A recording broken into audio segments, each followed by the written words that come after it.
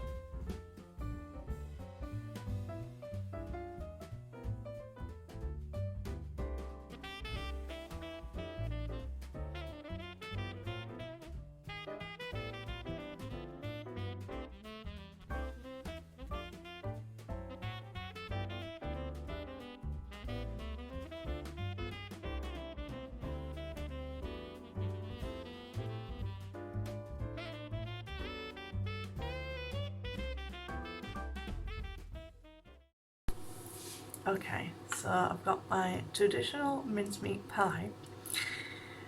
Let's give it a try. Here goes.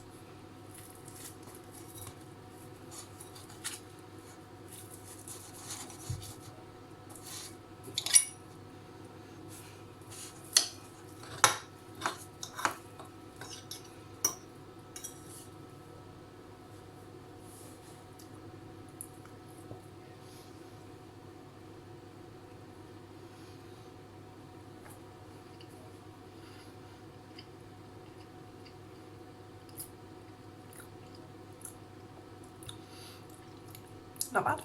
If you want to make some mince pies of your own, I will leave the link to the English Heritage page that I found down below in my bio. Obviously it's for somebody who's a meat eater at the end of the day, so, and it is a very interesting thing. It's something that people would eat for a very long time. Even kings and queens would eat it. It's been quite a tradition for a very long time, this whole idea of like savoury meat sweet. And then the idea of the mince pie itself changed in the Victorian era to the full-on sweet version, and the way you would do your mince pies would depend on your skill as a working in pastry, really. So you would find pies that would have stars on them. Some of them would then turn oval shape, and you would have like a pastry baby Jesus on it. Obviously I'm not that skilled at making a baby Jesus, so mine are just you know, quite big. And it's a puff pastry I use as well, so that was a bit of a mistake. I didn't mean to do that. I've never really made a pie. Pies are not really my strongest spot. The most I've done is made a pumpkin pie, which is mostly like a flan. So you just have like pastry around the edges and on the bottom, and then you'd have your mixture inside it. So it's basically more like a flan, a very sweet flan. But I've never made like an enclosed pie, so my mum had to show me how to do the whole like, oh, you're meant to use a cup for the bottom bit to get this size, and use a different thing to get this other size, so you can seal it off, and now I know how to make a pie. Um, you know, you gotta live and learn. But yeah, mince pies then changed to the idea of this more sweet one that we tend to use and tend to buy at Christmas ourselves now. But you know, if you want to try making the traditional version, you know, quite frankly, they are lovely. They actually are very lovely. I don't know how you would eat it. I don't know if you'd eat it on its own or if you'd eat it with some cream. Probably not. It's a weird one. You can't really eat with custard because it's got meat in it, but you can't really eat with like gravy because it's got like sweets and berries in it. It's a bit of a weird one. I mean, you can eat it on its own. I don't think you have to eat it with anything other than a drink to go with it, possibly, because it might be a bit dry. Yeah, quite sweet, and I really enjoyed it, at least when I ate them. But yeah, you got to try these things. So I hope you've enjoyed this video. If you did, give it a thumbs up, give it some like. Let me know in the comments as well if you want me to bring out some more historical foods videos, because I do plan to find more recipes.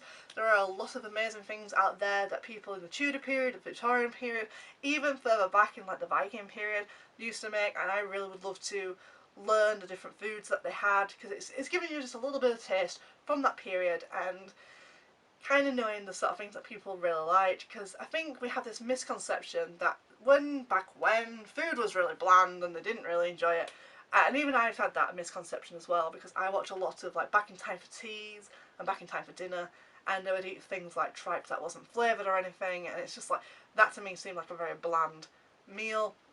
But as we know, that wasn't the case. You know, people found berries and stuff in their local like woodlands and stuff, and would use local herbs that we have. So we have like mint and things. As long as you find it, you will be able to find it. Nature will provide what you need.